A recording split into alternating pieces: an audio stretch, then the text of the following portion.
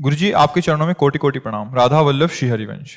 गुरुजी हम पति पत्नी सुबह उठकर हाथ पैर धोकर बिस्तर में ही माला जप करते हैं, क्या ये उचित है या अनुचित? हाँ बहुत बढ़िया है। किसका है प्रश्न? हाँ बढ़िया है, बढ़िया है, ठीक है, जब करो।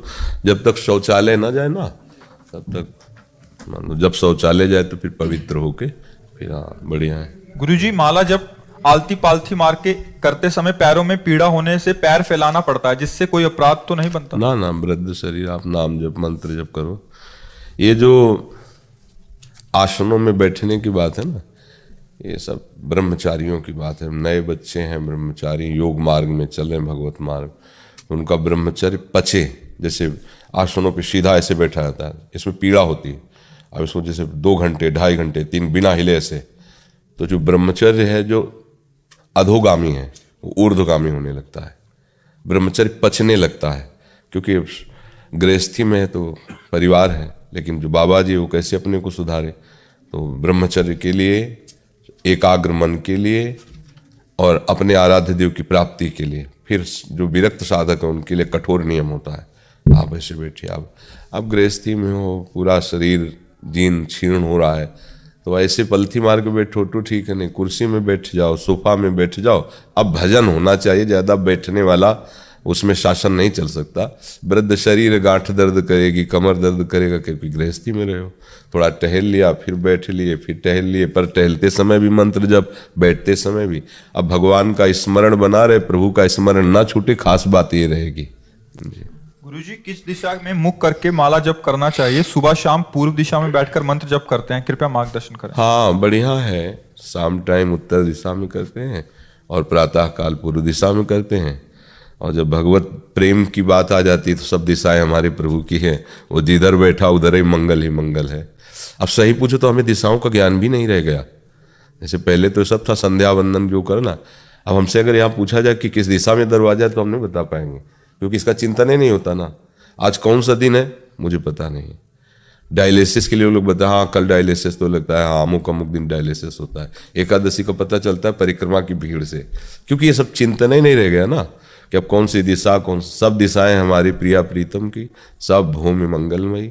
बस जिस समय नाम जब चल रहा है सब मंगलमय हो रहा है। पर हाँ प्रारंभ में ये आवश्यक है कि जैसे प्रातःकालीन बेला पर पूर्व दिशा में जिधर से सूर्य उदय हो रहा है उधर के लिए, और भगवत प्राप्ति के लिए फिर संध्या काल में उत्तर दिशा की तरफ मुख करके भजन करना चाहिए। हे प्रभु हम बहुत ही बुरे हैं, बहुत अपराध किए हैं, आप हमें क्षमा करें या दंड दें, ये आपकी बात है। हे भगवान, अगर हम बुराई पकड़े रहेंगे तो हम बुरे हैं, अच्छाई पकड़ लिया तो अच्छे हैं, उसमें कहने की बात नहीं है। अपने को देखे, जो शास्त्र विरुद्ध गुरु आज्ञा के विरुद्ध आचरण है उनको ना करे, वही बुराई है। अगर हम बुराई करते भी रहेंगे और कहते रहेंगे हम बुरे हैं, तो ये मूर्खता कभी हटने वाली नहीं। वैष्णव दैन्यता एक अलग चीज होती है, लेकिन जिसे हम गलत समझते हैं हम गलत करेंगे नहीं। अगर हम गलत करते रहे और अपनी जबान से कहते भी रहे तो क्या वो बकवास ही तो है, फिर मूढ़ता ही तो है, मूर्खता ही तो है। जब हम जान रहे हैं कि गलत है ये और नहीं करना चाहिए तो हमें नहीं करना चाहिए। उसके लिए हमें बल मिलेगा नाम से। हम जितना नाम जप करेंगे, सत्संग सुनेंगे, उतने हमारे अंदर आध्यात्मिक शक्ति आएगी।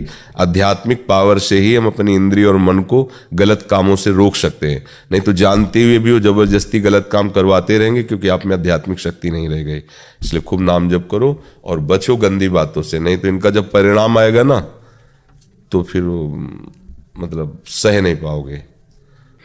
एक घटना बताते हैं, पूर्व में एक शुक्ला परिवार थे, बड़े जमींदार थे शुक्ला जी, और उनका जो लड़का था बिल्कुल हष्ट पुष्ट ऐसा एकदम। उनका ब्याह हुआ, हम लोग छोटे छोटे बच्चे थे तब, उनका ब्याह हुआ, वो आई तो फिर वो बड़ी रूपवती थी और वो हष्ट पुष्ट थे, सब था सब। 1-2 बच्चे हुए, उन्होंने नौकर रखा, उसने नौकर से संबंध बनाया उनकी पत्नी ने, और मिल करके नौकर से पति को जहर दे दिया, पति मर गया। अब उसके पिता जो जमींदार थे उनको जब पता चला ऐसा ऐसा, तो पूरी संपत्ति अपनी, एक जो बहुत ही शासन करने वाले जमींदार टाइप थे ठाकुर, उनके नाम कर दी, क्योंकि एक ही पुत्र था। तुम्हें दाना नहीं देंगे, हमारे पुत्र को तुमने मार दिया। अब वो सब उधर लिख दी। उन्होंने उनके पिता को भगवान की तरह अपने यहाँ रख लिया ठाकुर ने। अब जब जांच हुई तो वो नौकर और उनकी पत्नी जो जिसने जहर दी, आजीवन के लिए उनको सजा हुई, सब बर्बाद हो गए। हो गया ना। ये तो है बाहरी परिणाम। जो इसका मूल परिणाम आएगा वो आगे के जन्म में भोगना पड़ेगा, नरक आदि भोगने के बाद। ये खिलवाड़ नहीं है, बहुत सावधान रहना चाहिए। ये फिसलते फिसलते ऐसी जगह चला, अब बताओ जीवन भर जेल भोगेगी। वहां पत्नी बनकर जमींदार की आनंद ले रही थी, उसको चैन नहीं पड़ा, मनमानी आचरण किए तो कहां पहुंच गए।